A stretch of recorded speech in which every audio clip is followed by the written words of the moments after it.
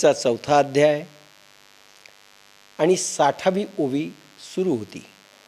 अर्धवट झालेली आहे, राहिलेली अर्धवट आपण पूर्ण करू. एरवी परापरण सोचिती, जे कामना शून्य होती, वाटा कोणे वेळी न वचती क्रोधाचिया.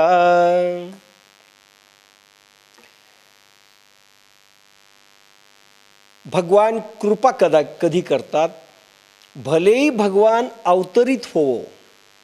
भगवंताचा जरी अवतार झाला म्हणजे सगळं ऑल बेल होतं असं नाही. भगवंताच्या काळात अवताराच्या कार्यकालात देखील पात्रता पाहिजे. भलेही सिद्ध संत देवोत त्यावेळेस, अजून कोणी देवोत किंवा कोणत्याही काळामध्ये पात्रता जी जरुरी आहे ती भगवान सांगतात की ज्यांना अपपर भाव नाही. पहिली गोष्ट आपण पाहिली अपपर भाव. मग दोन मी गोष्टी वेगळ्या काढल्या. पहिली गोष्ट अशी की निव्वळ आपण संत आहेत, आपल्याला व्यवहार नाही, आपल्याला अर्थार्जन नाही, आपल्याला पैसा कमावण्याचं किंवा धंदा एखादा नाही. म्हणून ज्या वेळेस आपण संत असू, व्यवहार नाही, अर्थार्जन नाही आणि केवळ जगाच्या कल्याणाकरता आपल्याला वागायचं, त्यावेळेस मात्र आत आणि बाहेर दोन्ही ठिकाणी अपपर भाव नको. कारण त्यावेळेस तुम्हाला काय द्यावं लागतं सांगा? आध्यात्मिक शक्ती प्रदान करायची असते, ट्रान्समिशन ऑफ पॉवर करायची असते, आपल्यासारखं करायचं असतं, शिष्य तयार करावे लागतात. त्याच्यामध्ये जात पात पंथ भाषा नाती काही पाहता येत नाही. त्याला अपपर म्हणतात. हा माझा हा तुझा तो भावच नाही. नंबर 2, ज्यावेळेस आपण संत जरी होऊत पण आपल्याला व्यवहार आहे, तर तुकारामांसारखं संत पण आपल्याला परवडणार नाही. तुकाराम काही विशिष्ट याच्यासाठी आलेले होते. आपल्याला व्यवहार आहे आणि व्यवहाराला व्यवहाराच्या भाषेमध्ये वागावं लागतं. त्यावेळेस अपपर भाव असा. नाहीतरी व्यवहारामध्ये आपण अपपर भाव कुठे कुठे ठेवत नाही ते तुम्हाला सांगतो. तुमची एखादी इंडस्ट्री असेल, तुम्ही तज्ज्ञालाच ठेवता, त्याची जात कोणती आहे तुम्ही पाहत नाही. कारण एक्सपर्ट पाहिजे, नुकसान होऊ शकतं. मग एक्सपर्ट कुठल्याही जातीचा असू शकतो, त्या ठिकाणी अपपर भाव नाही. ठीक आहे, राजकारणामध्ये कुठे नोकऱ्या सरकारी असतील तिथे अपपर भाव असू शकेल, त्या ठिकाणी असतोच. ते पॉलिटिक्स आहे आणि त्या सगळ्या पॉलिटिकल पोस्ट आहेत, पॉलिटिकल लोक भरतात. पण स्वतःच्या इंडस्ट्रीमध्ये ते कधी असं लावत नाही. ठीक आहे, आपला कोणी एक्सपर्ट असेल तर त्याला प्राधान्य देतील एवढंच. पण अपपर भाव म्हणजे की एखाद्या वेळेस हा विशिष्ट जातीचा आहे किंवा आपला नाही म्हणून त्याला व्यवहारामध्ये काढून टाकणं हे योग्य नाही. पहिली गोष्ट. दुसरी गोष्ट अशी की बाहेरून जरी काढावं लागलं तरी आतून त्याच्याविषयीचं कलुषित भाव असता कामा नये. कलुषित भाव असता कामा नये. आतून, बाहेरून नौकरावर रागवावं लागेल, कोणाशी भांडण करावं लागेल, कोणाला बोलावं लागेल, आतून जळू नका, आतून त्याच्याविषयीचं हे ठेवू नका. एक छोटं उदाहरण देतो माझ्याविषयीचं. खरं म्हणजे देऊ नये, मी अनेक उदाहरणं टाळली, पण चपखल आता एका ह्यावेळेस दुसरं येत नाही म्हणून सांगतो. मी ग्राहक मंचाचा अध्यक्ष होऊ नये म्हणून आमच्या वकील संघातल्या चौघांनी आणि BJPच्या काही लोकांनी रायटिंगमध्ये अर्ज दिले की सोमानी नको, त्यांचा पेट्रोल पंप आहे, मोठ्या लोकांशी संबंध आहेत, मोठ्या लोकांशी त्यांचे येणं जाणं आहे, म्हणून गरिबांना न्याय त्यांच्याकडून मिळणार नाही. एवढंच. त्याची इन्क्वायरी, माझा ऑर्डरच थांबला. मला माहीत होती ते नावं, पण बिंदू माधव जोशींनी सगळी चौकशी केली. मला विचारलं, अहो असं दिलंय. म्हणलं ज्यांनी नाव दिलंय त्याचा स्वतःचा एक पेट्रोल पंप आहे म्हणलं, तो गरीब आहे असं समजू नका. मग मात्र परेशान झाले. काय माणसं आहेत म्हणली ही. म्हणलं आपलीच माणसं आपल्या विरुद्ध उभा राहतात. म्हणलं स्वार्थ आहे, त्यांना मी नको आहे, त्याचं कारण आपल्या पॉकेटमधला माणूस पाहिजे म्हणून बरोबर आहे. ज्यावेळेस मी शेवटी ग्राहक मंचाचा अध्यक्ष झालो त्यावेळेस मात्र त्यांनी पटापट वकीलपत्र आपले काढायला सुरुवात केली की आता हा आपला बदला घेईल, न्याय आपल्याला मिळणार नाही. की दुसऱ्यांचे वकीलपत्र यायला लागले. मी ओळखलं, त्यांना बोलवलं मी चेंबरमध्ये. पहा म्हणलं की तुम्ही माझ्या विरोधी गेलात म्हणून मी तुमचा बदला घेईल हे तुम्ही मनातही आणू नका. त्याचं कारण असं म्हणलं, प्रत्येकाला वाटतं आपला मित्र यावा, आपल्या जवळचा यावा, आपल्या स्वार्थापोटी माणसं करतात हे मी समजू शकतो, म्हणून त्याचं मी काही घेणार नाही. आणि नंबर 2 की मी ज्या पदावर बसलेलो आहे, ज्या खुर्चीवर मी बसलेलो आहे, ती खुर्ची विक्रमादित्याची आहे. इथे अपपरभाव नाही, मेरिटवर केस चालेल. तुम्ही चिंता करू नका की तुम्ही माझे विरुद्ध होते म्हणून मी तुमचा निर्णय उलट देईल, असं बिलकुल समजू नका. काय आनंद झाला त्यांना. आणि म्हणून मी अजातशत्रू झालो. माझं नाव लौकिक आहे त्या मानाने झालं. पण सांगण्याचा उद्देश असा, शत्रू जरी असेल तर शत्रूला शत्रू म्हणून तुम्ही जरूर फाईट करा, पण मनामध्ये फार द्वेष करू नका. म्हणून अर्जुनाने युद्ध केलं सांगितलं, पण द्वेष ठेवून नाही. आणि इतकी भूमिका व्यवहारामध्ये ठेवावी लागते संतांना. म्हणून कधी कधी आपल्याला पजल होतं की कसं वागायचं. त्यावेळेस खटाशी व्हावे खट, नटखटाशी नटखट, उद्धटाशी उद्धट, हे सगळं सांगितले रामदासांनी. पण करताना त्याला जेवढा राग येतो तितक्या रागात तुम्ही मारून, म्हणजे तितक्या रागात तुमचा राग येऊ नये. वरून दाखवा राग, आतून नाही. वरून सगळे नाटकं करा, आतून नाही. लहान पोराला आपण रागवतो ना, रागवायला पाहिजे. का रागवू नये, तो बिघडू शकेल. पण आतून असतं का राग. वरून जे नाटक करतो आपण, नाटक करावं लागणार आहे तुम्हाला. पण हे नाटक करत असताना आतून तुम्ही फार जळतायत त्याच्यावर, असं तर होत नाही ना. त्याला शिक्षा करतो गुरु, शिष्याला शिक्षा करतो, आतून जळतो का. बाहेरून सुधारण्याची त्याला संधी क्षणी हातोडा चालवला जातो. म्हणून असं व्यवहारामध्ये वागायचं असतं. म्हणून अनेकदा लोक प्रश्न विचारतात आम्ही कसं वागायचं. त्यावेळेस कृष्णाचंही तुम्हाला भूमिका घ्यावी लागेल, रामदासांची भूमिका घ्यावी लागेल, आणि कुठे रामाची भूमिका घ्यावी लागेल, कुठे न्यायाधीशाची घ्यावी लागेल, कुठे माफ करण्याची घ्यावी लागेल, प्रसंगानुरूप वागावं लागेल. हे सगळे पात्र आहेत. एरवी परापरण शोचिती, जे कामना शून्य होती. कामना शून्यचा अर्थ सांगत असताना सांगितला होता कुठली नोकरी लागली नाही म्हणून देवाला दोष देऊ नका. आपल्या नशिबात नाही समजा, आपल्याला योग्य नाही म्हणून समजा, तिथे गेल्यानंतर आपलं काहीतरी काळबेरं होणार म्हणून समजा, असं समजा. आणि देव तुम्हाला त्या ठिकाणी काही त्याची योजना असेल ना, त्या योजनेप्रमाणे चाला, कर्म करा. पण फलाशा रहित करा जे म्हटले त्याचे अर्थच वेगळे केले.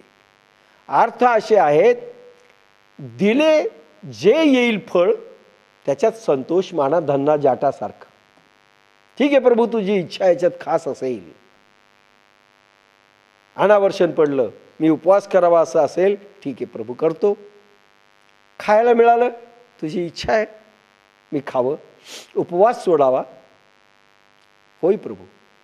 असा असणारा पात्र भक्त आहे. एरवी परापरण शोचिती, जे कामना शून्य होती. इच्छा नको, वासना नको, काही नको. कर्म करायचं, फळ येईल हे त्याचं कर्म, त्याचं फळ, त्याचं सुखदुःख, त्याचं सगळं त्याचं, त्याला कामना शून्य म्हणतात. म्हणजे कामना घेऊन जरी कर्म केलं तरी फळ मिळालं नाही म्हणून त्याचा पडसाद आपल्या अंगावरती उमटू नयेत, मानसिक तणावात उमटू नयेत. म्हणून त्याला कामना शून्य म्हटलं. दिया उसका भला न दिया उसका भला.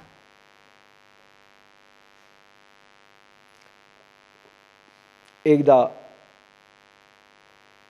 त्यांनी आपल्याला डोनेशन दिलं, त्यांचं प्रेमही आहे, नाव घ्यायला हरकत नाही. मुंजाजीराव शेळके, डॉक्टर मगर, मी बंकटलाल मुंदडा, ही सगळी माणसं जुना काळ विश्व हिंदू परिषदेचं रथयात्रेमध्ये पट्टी मागायला गेलो. 1000 रुपये त्या काळात. आणि एका दुकानदाराकडे गेलो. तो दुकानदार उलटसुलट बोलला. डॉक्टर मगरांना थोडा राग आला. म्हणजे आपली इज्जत काय केली. आणि मलाही थोडं वाईट वाटलं खूपच. म्हटलं 2 शब्द सुनावायत. मुंजाजीरावांनी सर्वांना थांबवलं.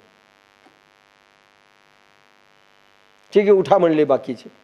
ते म्हणले, आज तुमची मनस्थिती बरोबर दिसत नाही, देऊ नका, पण आम्ही नक्की पुढे कधी येऊत बरं का दुसऱ्या कामाला. आज देऊ नका तुम्ही ह्या कार्याकरता, पण ह्याच विश्व हिंदू परिषदेसाठी पुन्हा आम्ही कधीतरी येऊत. त्यावेळेसही तुम्हाला नाही वाटलं देऊ नका, पण आम्ही येत जाणार. आणि शांत मनाने आम्ही चाललेलो आहोत. इतकी शांतता. नाही मिळालं का शांत. ही वृत्ती ज्याला बांधल्या गेली तो पात्र. भगवंताला तो आवडतो.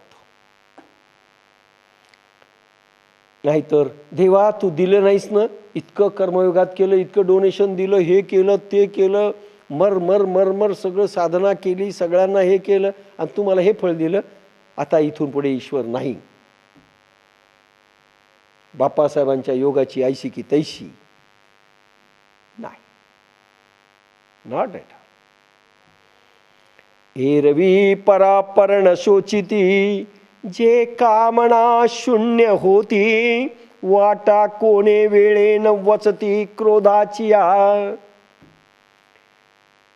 केव्हाही क्रोध बाहेरून दाखवा, पण आतून येऊ नये. नाटकासारखं. नाटकाचं तुम्हाला पार्ट दिलं, कुंभकर्णाचं दिलं, कुंभकर्णासारखं वागावं लागेल, बोलावं लागेल, ढेरीगिरी दाखवावं लागेल, नाही तर काही कपडे लावावे लागतील.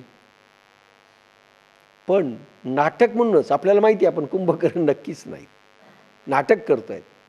घरी गेले की कुंभकर्णासारखं बायकोला नाही वागायचं. चलकार 1 क्विंटल धान्य, पोळ्या. नाही, तिथं तुमचं कुंभकर्ण पण संपलं. असं व्यवहारात वागलं पाहिजे. व्यवहारात नाटक करता आलं पाहिजे आणि अध्यात्मात शून्य राहता आलं पाहिजे.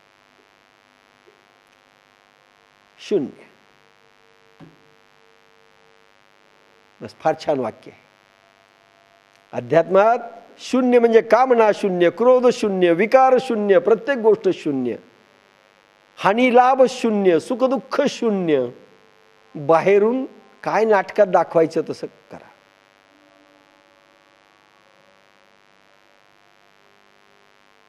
अहो, एखाद्याचं कोणी मेलं, सगळे रडायले, तुम्ही हसू नका. हे हे हे हे मला अध्यात्मामध्ये असं झालंय की आम्हाला काही वाटत नाही, बरं झालं तुमचे मेले आणि मी हसायलो. नाही, नाटकं करा ना तिथं. थोडं तोंड उतरून बसा. खरंच बाबा फार वाईट झालं, आता ही पोकळी कशी भरून निघणार, करा नाटक. नाही, तिथं अध्यात्म दाखवता.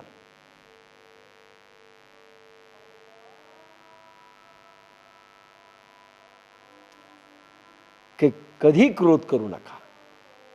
म्हणजे आतून सदा मियाची अथिले, माझी या सेवा जियाले, की आत्मबोधे तोशिले वितरागजे.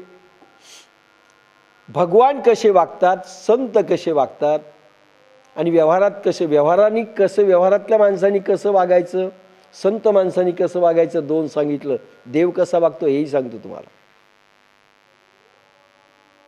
देवासारखं आपल्याला वागता येणार नाही. भृगु ऋषींनी लाथ मारली छातीवर भगवान विष्णूच्या. मला सांगा काय वाटलं असेल. भगवान विष्णूच्या छातीवर भृगु ऋषींनी लाथ मारली आणि भगवान विष्णू काय म्हणतात, भृगुना माझी छाती पोलादाची हो आणि तुमचे पाय कमळाच्या फुलासारखे आहेत, फ्रॅक्चर तर झालं नाही ना. पहा, हे देवाचं वागणं. म्हणजे कसे वागतात देव, कसे वागतात संत, कसे वागतात आणि व्यवहारात आपण कसं वागायचं, तिन्ही स्टाईलनी मी सांगितलं. जितकं चांगल्यात चांगलं वागता येईल तेवढं करा, आपला संसार नष्ट न करता. कधी कधी असं होतं, काही काही लोक फारच रामराज्यासारखं वागतात.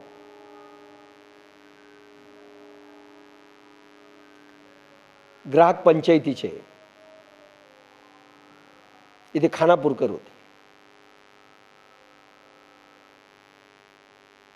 गॅस विसीचे भांडणं सुरू झाले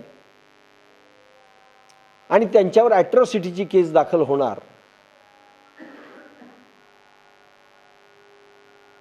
गॅसवाल्याचा फोन आला मला, नाव सांगत नाही, तुम्हाला ओळखता येतं. मी त्याच्यावर ॲट्रॉसिटी करणार, तुमच्यामुळे थांबलो होतो पण मी आता सोडणार नाही. खानापूरकरही जोरात होते, होऊ द्या म्हणले, ॲट्रॉसिटी झाली तर झाली, मी सहन करेल. ते म्हणाले मग मग काय होईल, म्हणलं तुमची नोकरी जाईल. गेली तर गेली म्हणले, पण सत्यासाठी भांडायचं.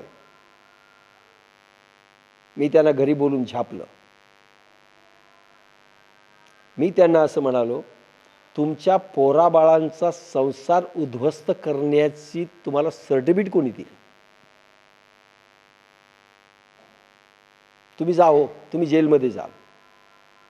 नोकरीतनं टर्मिनेट झाल्यानंतर पोराबाळांना उघड्यावर आणण्याचं तुम्हाला राईट कोणी दिला? मग मात्र चपापले. तेही कर्तव्य पाहिलं पाहिजे. लोकांना थंडी वाजते, मान्य आहे, त्यांच्याकडे स्वेटर नाही, मान्य, म्हणून आपलं घर नाही जाळायचं म्हणलं. हे दुसरं वाक्य टाकलं होतं. आपल्या घराला काडी लावायची, शेका शेका शेका शेका. आपण अजून कोणाचे जीवन उद्ध्वस्त करायलो आणि आपल्याला अधिकार काय, हे पाहिलं पाहिजे.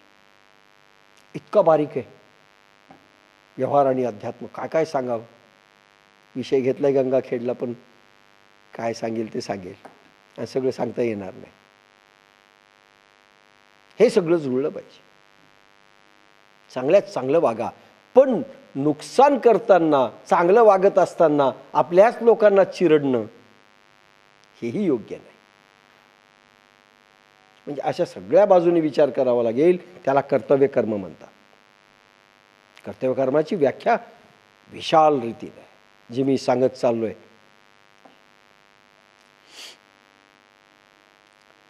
सदा मियाची अथिले माझिया सेवा जियाले, की आत्मबोधे तोषले वितरागजे. जे योगी निरंतर माझ्यातच युक्त आहेत, माझ्या सेवेमुळे जे जगलेले असतात, जमलेले असतात, किंवा अशा अहोरात्र ध्यानाभ्यासाने कर्मक्षय होऊन, किंवा अशा निर्विष्ठा आली आहे, अशा प्रकारचे जे विरागी बुद्धियोगी असतात, ते आत्मबोधाने संतोष पावलेले असतात. सदा मियाची अथिले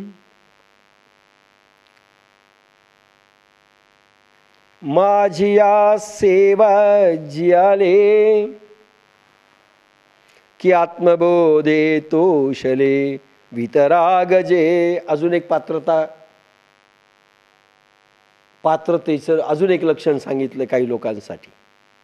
सदा मियाची अथिले, गोड वाक्य आहे. माझ्या प्रेमाने जे ओथंबून निघालेले आहेत, काम धाम संसार विसरली, हरी भजनी रंगली राधिका. काम करत असतानाही प्रभू आठवतोय, आनंद घेतानाही प्रभू आठवतोय.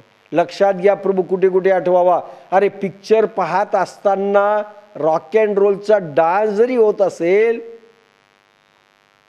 तरी त्याच्यामध्ये प्रभू पहा.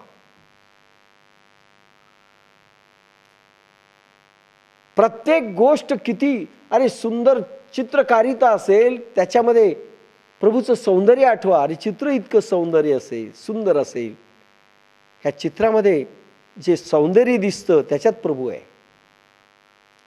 एखादी नटीमध्ये जी सुंदरता दिसते त्याच्यात प्रभूचं काय म्हणतात, प्रभूची झाकी आहे. फुलपाखरू उडतं, त्याच्या उड्डाणात प्रभूची झेप आहे. त्याच्यामध्ये जे कलर दिसतात त्याच्यात आहे. हजारो फुलं जे कोमल असे उमलतात त्याच्यामध्ये प्रभूचं सौंदर्य आहे. प्रत्येक गोष्टीत प्रभू पाहता येतो. ग्राहकाला प्रभूमय आहे. कांदा मुळा भाजी अवघी विठाबाई माझी, प्रत्येक गोष्ट प्रभूमय आहे. चांगला असो वाईट असो. सदा मियाची अथिले, अथिले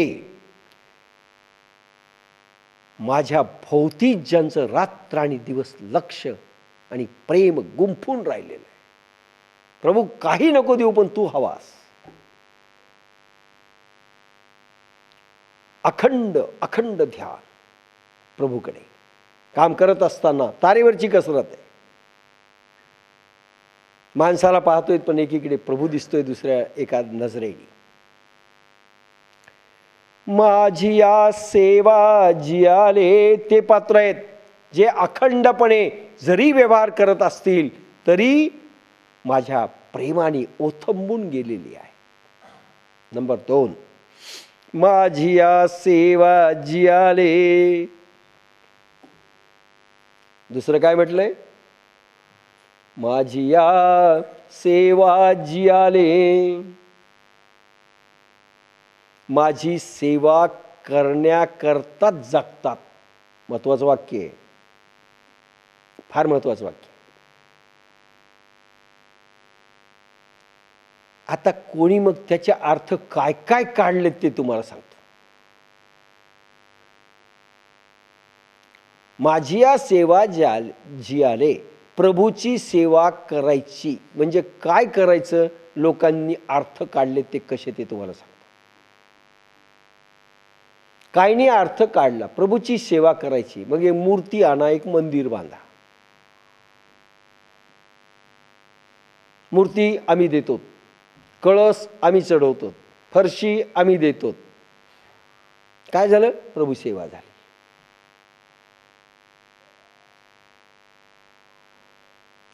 नंबर 2, प्रभूच्या मंदिरात काही पर्सेंटेज नेऊन टाकतात. तिरुपती बालाजी अजून कुठे कुठे काय 10%, 2%, 1% काय असेल ते, त्यालाही त्यांनी प्रभू सेवा समजली. आणि तिसऱ्याला ह्या जगात प्रभू सेवा समजली अन्नदान. अन्नदान करणं प्रभू सेवा. तिन्ही. आणि काही लोकांनी प्रभू सेवा जे समजले ती प्रभू सेवा अशी भागवत कथा बसवा, प्रभू सेवा झाली. लोकांना ऐकवलं, आपण तो झोपीत ऐकतो, प्रभू सेवा. यालाच फक्त प्रभू सेवा म्हटलंय. काहींनी असं केलं, कीर्तन करणं, पहा वाक्य वापरतात कीर्तनकार, प्रभू सेवा केली. बरोबर आहे की नाही. कीर्तन केलं प्रभू सेवा, भजन केलं प्रभू सेवा, व्याख्यान दिलं प्रभू सेवा.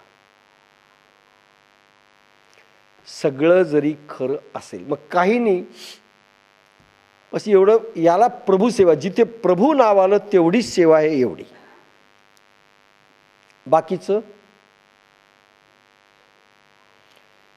बाकीच्यांनी काही जणांनी समाज सेवा ही प्रभुसेवा म्हटली, राष्ट्रसेवा ही प्रभुसेवा म्हटली.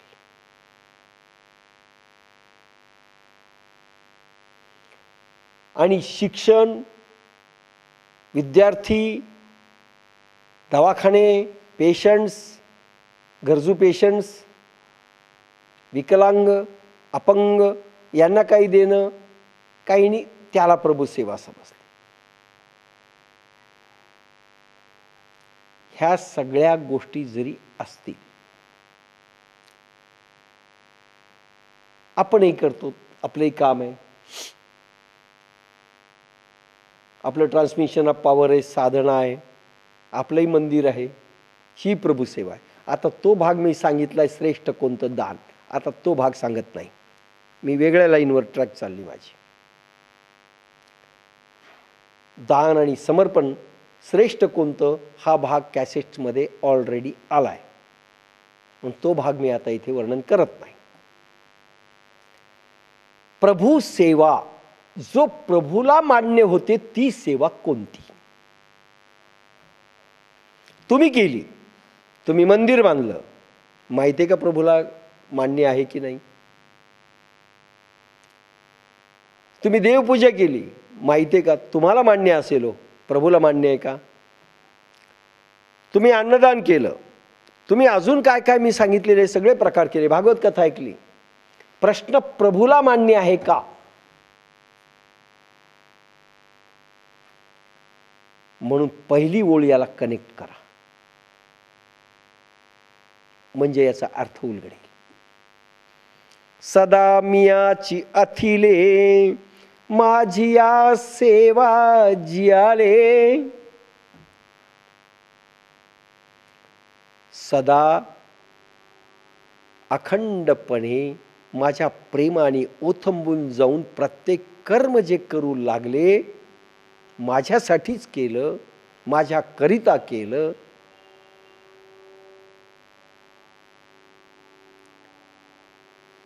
त्यांची जी जी सेवा आहे ती माझी सेवा आहे, ते जे सेवा करतील ती माझी सेवा झाली. आता त्यांची सेवा कोणती? आता दोन गोष्टी कनेक्ट करा. आता कोणती सेवा श्रेष्ठ होईल? समजा मंदिरामध्ये आपण गेलो, रोज मंदिरामध्ये पाया पडायला जाणाऱ्यांची संख्या आहे, आणि जे जाऊ शकत नाही ते स्वतःच्या देवघरात स्नान केलं की वागतात, बरोबर आहे? ही जर टेक्निकल ड्रिल झाली तर न प्रभूची सेवा आहे, न प्रभूविषयीचं प्रेम आहे. जरी प्रभूच्या समोर बसून तुम्ही काही पूजा केली आणि जे अपेक्षित प्रेम निर्माण तसं जर झालं नाही, भाव जर तसा नसेल, तर ती सेवा सेवा नाही, आणि ते प्रभूला मान्य होईलच असं नाही. आपण समजतो प्रभूंनी मान्य केलं असेल, आणि मान्य जर केलेलं असतं तर काय काय प्रभू देतो हे मागे सांगितलंय, कॅसेट पाहून घ्या ह्या 2-3 लेक्चर पूर्वी. प्रभू कृपा कधी करतो आणि कशी समजावी आमच्यावर प्रभूची कृपा आहे, एका पहिल्या याच्यात मी सांगितलं होतं. त्याचा परिणाम अध्यात्मात कसा दिसतो, व्यवहारात कसा दिसतो, जग, हे सगळी कॅसेट आलेली, म्हणून रिपिटेशन नको, ते कनेक्ट करायचे. का झालं प्रभूला न घ्यायला? अरे इफेक्ट दिसला का तुम्हाला तुमच्या जीवनात? मी सांगितलेली ती कॅसेट काढा, नक्की 2 तासाची असेल, बरोबर आहे ना? 4 तास झाली कधी. प्रभू कृपा कधी करतो, काय सुंदर आलं होतं. एक एक एक एक एक एक कशी समजावी, कुठेही लिहिलेलं नाही, हो कुठेही लिहिलेलं नाही हा भाग. आणि कसं समजावं, साधकांनी कसं समजावं, साध्या व्यवहारातल्या माणसांनी कसं समजावं. आणि प्रभू आम्ही प्रभूवर प्रेम करतो म्हणजे काय होत असतं आणि प्रभू आमच्यावर प्रेम करतो म्हणजे काय फळ मिळतं, हे सगळे मी डिटेल सांगितले.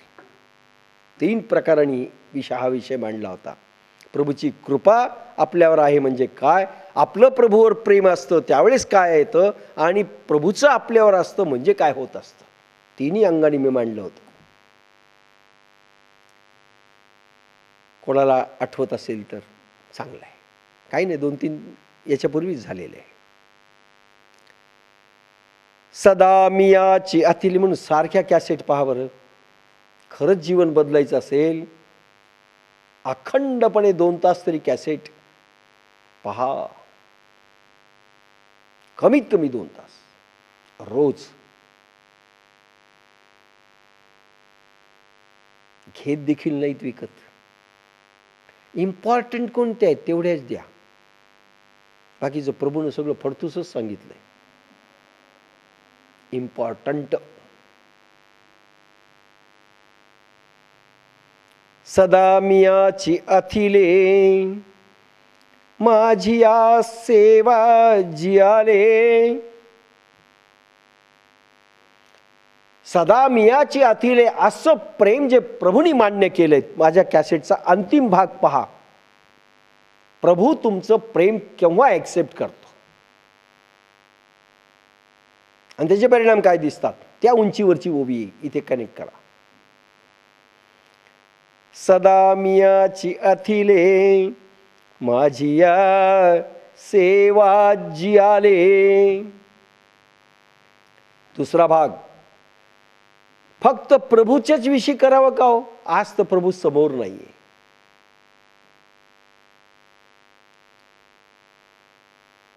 अजून त्या कॅसेटमध्ये आलंय, प्रभूच्या भक्ताला, प्रभूला राग कधी येतो माहितीये, प्रभूला शिव्या दिल्या तर राग येत नाही, प्रभूच्या पाया पडलं तरी राग येत नाही, पण प्रभूच्या भक्ताला जर तुम्ही त्रास दिला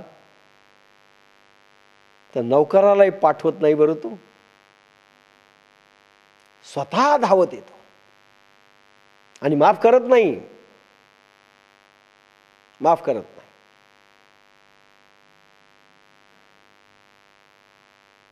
त्याला भक्ताचं सण होत नाही. म्हणजे भक्ता राखे पायापासी दुर्जनासी संहारी. त्याला पायाजवळ ठेवतो आणि दुर्जनाचा सत्यानाश करतो. त्याला छातीत लाथ मारली भृगु ऋषींनी भगवान विष्णूला.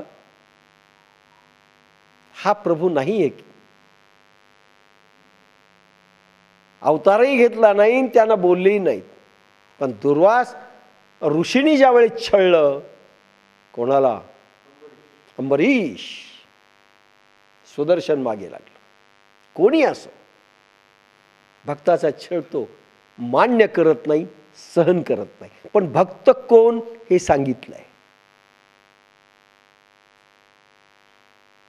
काही कॅसेटमध्ये आलाय उल्लेख. म्हणून सगळ्या कॅसेट कनेक्ट केल्यानं तरच कुठेतरी जुळवणी होणार आहे, तरच होणार आहे. आणि सध्याच्या कॅसेट स्क्रीम आहेत. प्रत्येक कॅसेट काढा, प्रत्येक ओवी काढा, त्याचा सिक्वेन्सनी पहा, म्हणजे विसरणार नाही. सदा मियाची अथिले माझी या सेवा जियाले. म्हणजे भक्तावर जो प्रेम करतो, भगवंताला जो आवडतो, लक्षात घ्या, भगवंताला जो आवडतो, भगवंत ज्याच्यावर प्रेम करतात त्याच्यावर त्याची तुम्ही सेवा केली, त्याला मान्य होते. इथे तुकाराम म्हणतात, तुमच्या दासीचा दास करुणी ठेवा, आशीर्वाद द्यावा हाची मज. काय मागितलंय तुकारामांनी, कशाची सेवा. भगवंता तुझी सेवा करू शकणार नाही, कारण तू एंट्रीज देणार नाही, नंबर 1. आता कोणाची करावी. म्हणून आपण एक दगड आणून मूर्ती म्हणून समजून आपण त्याची सेवा करतो. ती सेवा अपेक्षित आहे. ज्ञानेश्वरीच्या उंची इतकी. तुमच्या दासीचा म्हणून प्रभू तुझ्या दरवाजात एंट्री करणे इतकं माझं सामर्थ्य नाही. तुकारामांनी स्वतःविषयीचं वर्णन केलंय. मला माहिती आहे तू एंट्री देणार नाही, पण तुझी जी दासी आहे ना त्याचं मला दास कर, त्याचं नौकर. पोखरणांच्या इथे जे ड्रायव्हर असेल ना त्या ड्रायव्हरच्या घरचं मोल करीन कर. पहा, लक्षात घ्या. सेवा कोणाची करावी? भगवत कार्य जे करतात, भगवंताला आवडणारं कार्य जे करतात. आपलं कार्य भगवंताला आवडणार आहे, लक्षात घ्या. भगवंत आदेशाने आपण करतोय.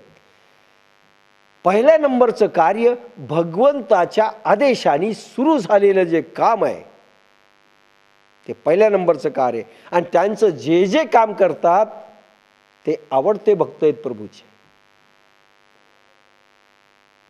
लक्षात घ्या. ते आवडते भक्त आहेत, त्यांची सेवा जे करतील ते पात्र आहेत. म्हणून गुरु सेवा म्हटलंय. अजून साधक सेवा म्हटलंय. सगळ्या प्रकारच्या जे प्रभूला आवडतं ते करणं, ती सेवा. प्रभू मान्य सेवा, प्रभूला आवडणारी सेवा. पण ओथंबून जाऊन प्रेमाने, काय ओथंबून जाऊन प्रेमाने करणं. अरे बाप, काय आपलं किती सेवेला आपले पैसे खर्च व्हायले, किती टाईम चाललाय, किती हे चाललंय, याचा हिशोब केला की समलं सर्व समर्पण, सर्व भावे, सर्व भावे सेवा, सर्वस्व समर्पण करून सेवा हे अपेक्षित आहे प्रभूला.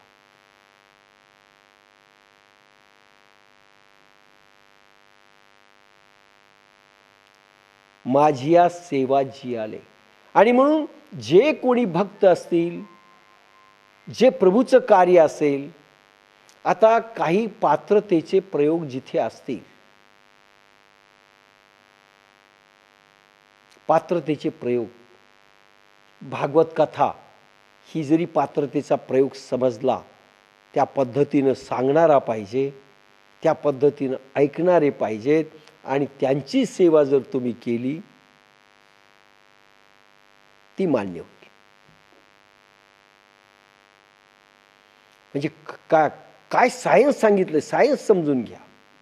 काही केलं म्हणजे सेवा नाही.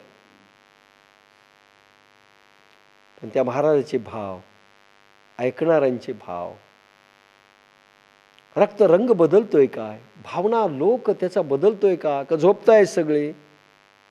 टेक्निकल ऐकणारे फार चालेत. मग रस्त्याने चाललं, त्या बाईला म्हणते, पाहिलं ना महाराजांनी काय सांगितलं.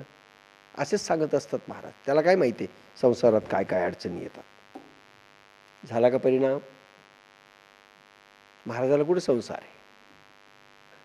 असं वागा सुनेशी, माहीत नाही सांगणारा. माहिती आहे का आमची सून कशी आहे. आणि सून म्हणते, माहिती आहे का आमची सासू कशी आहे.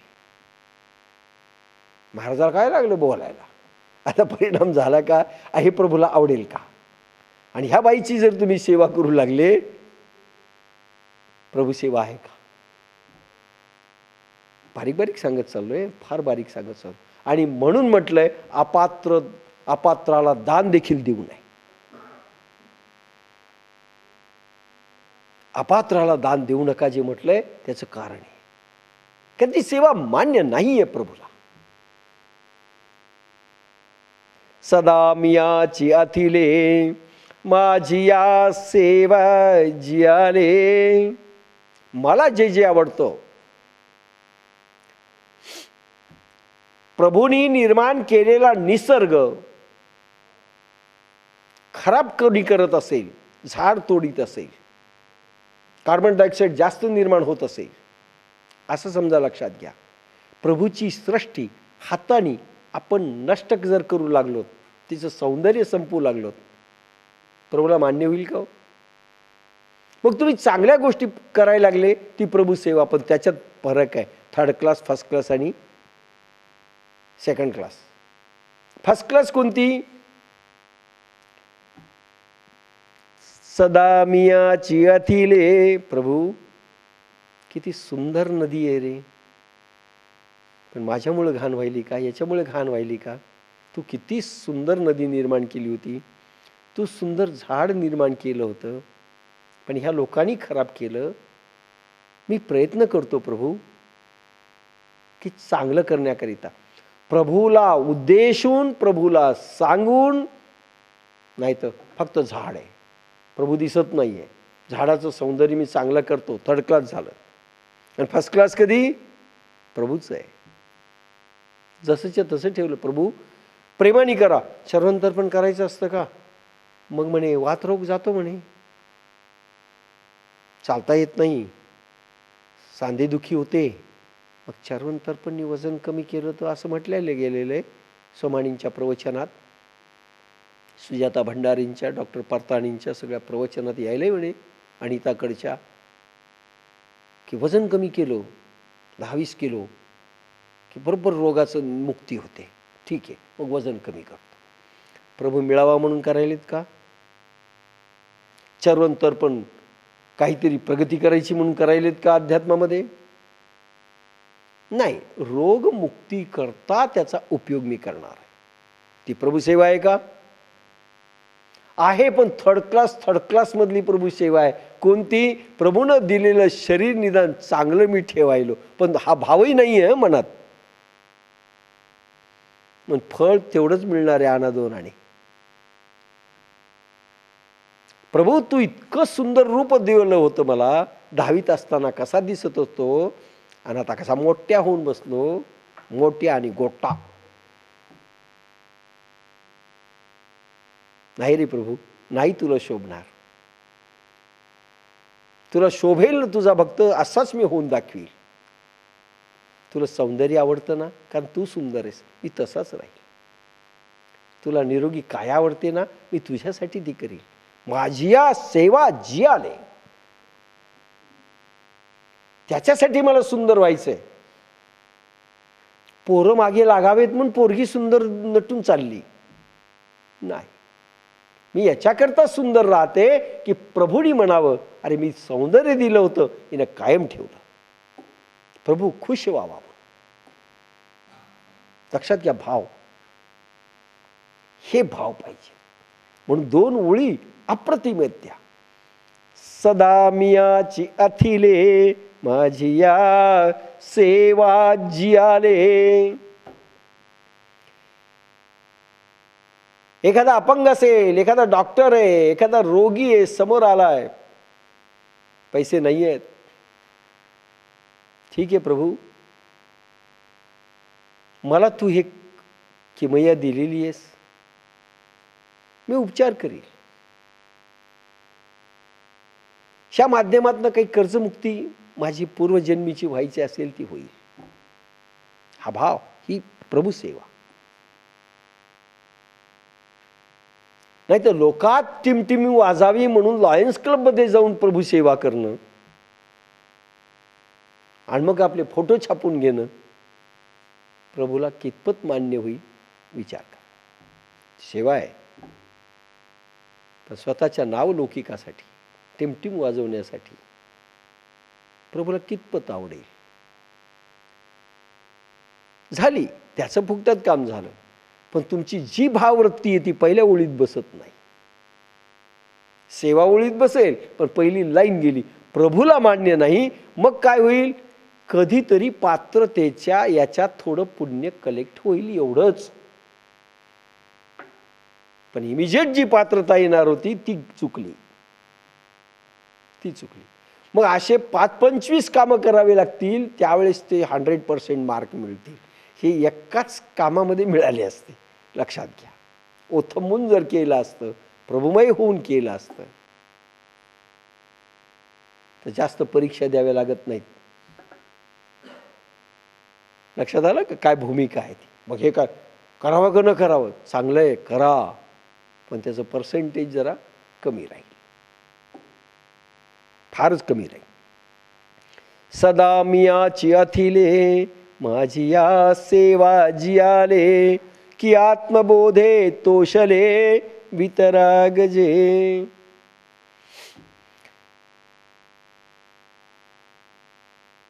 आत्मबोधे तोषले वितरागचे,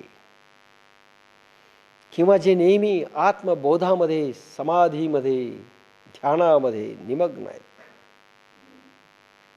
त्यांची सेवा करतो. तो पात्र भक्त आहे, मी त्याला देईल. अहो, तुम्हाला आणून जे उभे केले जाते ना ह्या स्टाईलनी, कोण आणतं? ह्या जन्मीचा तुमचा व्यवहार आणि आमचा व्यवहार पाहिला, आपल्याला कोणी आणून इथं उभं करू नये. पण हे पूर्वजन्मीचं कॅल्क्युलेट होऊन यायलंय.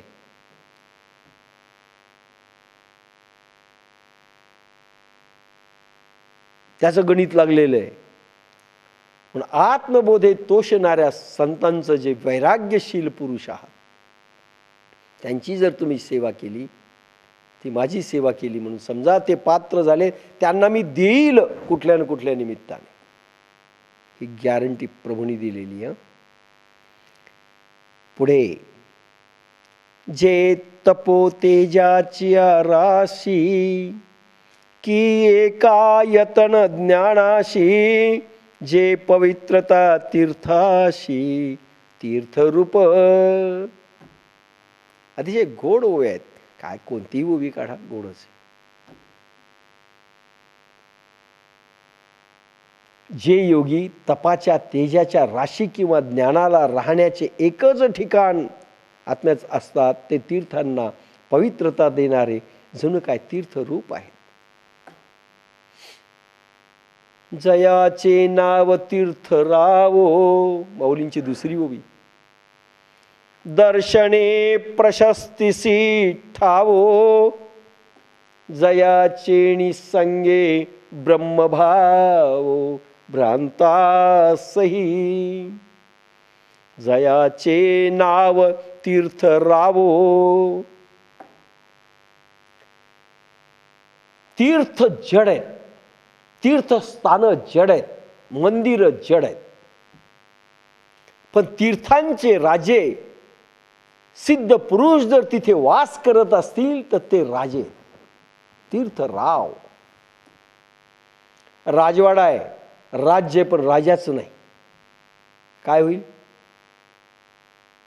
काय होईल सांगा? मोठमोठे दालन दाखल, बीबी का मकबरा आहेत का? कोणी शिल्लक नाही. थडग. लक्षात घ्या, तीर्थांच्या कल्पना आपल्या सगळ्या वेगळ्या आहेत. अध्यात्म वेगळं सांगतं. दोन भाग वेगळे. ज्या तीर्थांमध्ये साधू संतांनी समाध्या घेतल्या असतील, त्यांच्यामध्ये दैवी पावर त्या तीर्थांमध्ये जरूर आहे. पण नई मामू से नकटा मामू अच्छा. माहिती आहे का तुम्हाला नई मामू से नकटा मामू अच्छा?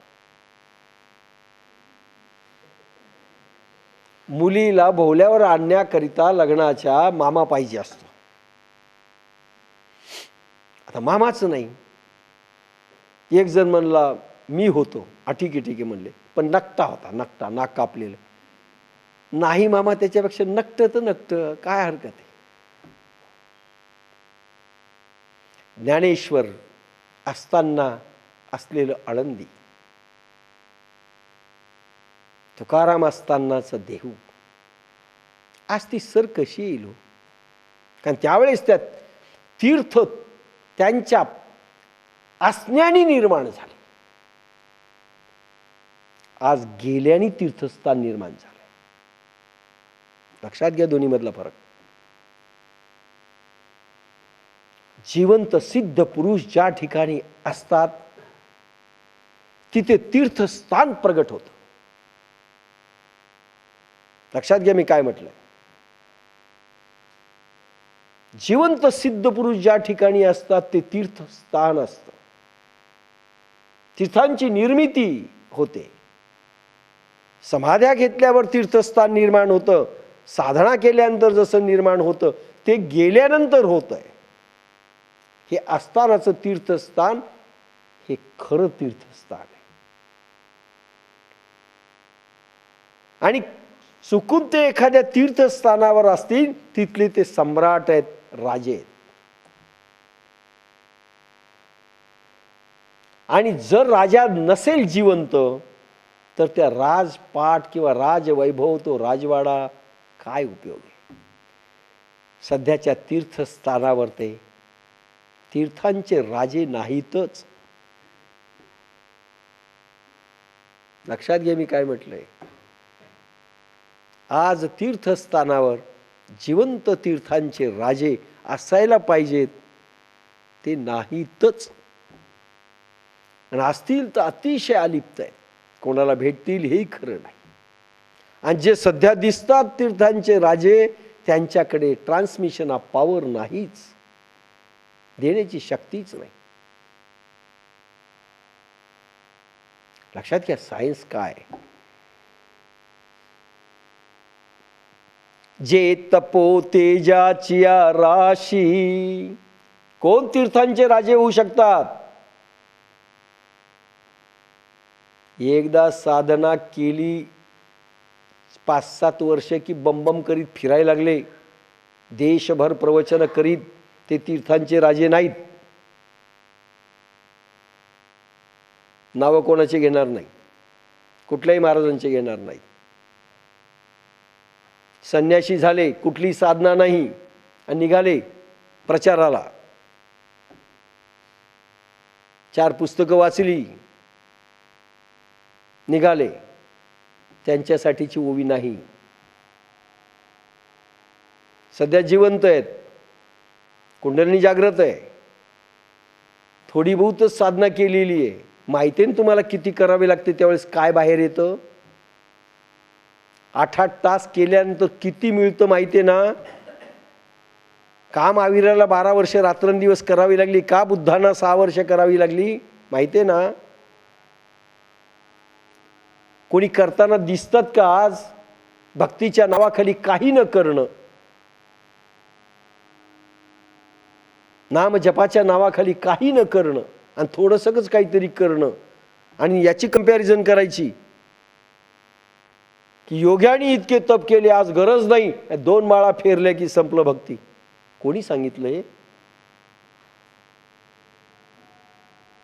धेंडवडे काढले अध्यात्माचे. आणि त्यामुळे खरे संत नाहीशे झाले, आणि नको ते संत पुढे आले. जे तपो तेजाचिया राशी, प्रचंड तप केलेलं आहे. 10 मिनिटं करतो मी ऑफिसला जाण्यापूर्वी, तपोतेजाची राशी नाही.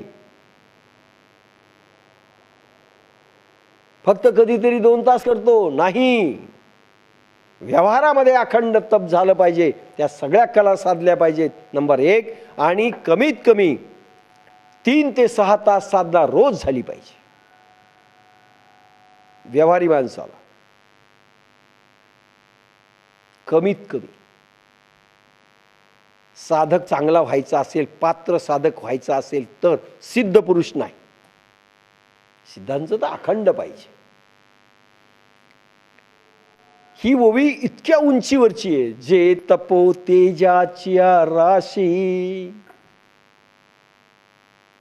रामदासांनी 12 वर्ष साधना केली, तुकारामांनी तेवढ्याच वर्ष केली, कोणी कमी नाही केली हो. आपल्यालाच वाटतं फुकटात जावं, आणि 2-4 ओळ्या काढल्यात कुठून तरी, भक्तीच्या नावाखाली काही न करणे हीच तुझी सेवा. मनाने बुटबुट बुटबुट 4 मंत्र म्हटले. अरे पहा असेसमेंट घेऊन काय मिळालं.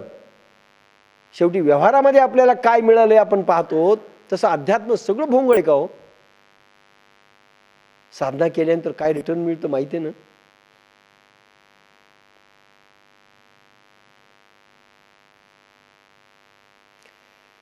तप म्हणजे स्वतःला तापवणे, आणि तेज म्हणजे आत्मतेज विकसित करणे. राशी म्हणजे डोंगरची डोंगर झालेत तपोतेजांची या राशी. आम्ही आहेत ना तपस्वी, किती? 1%. त्याला नाही म्हणत. जे तपोतेजाची राशी, राशी म्हणजे ढिगार तपांचा.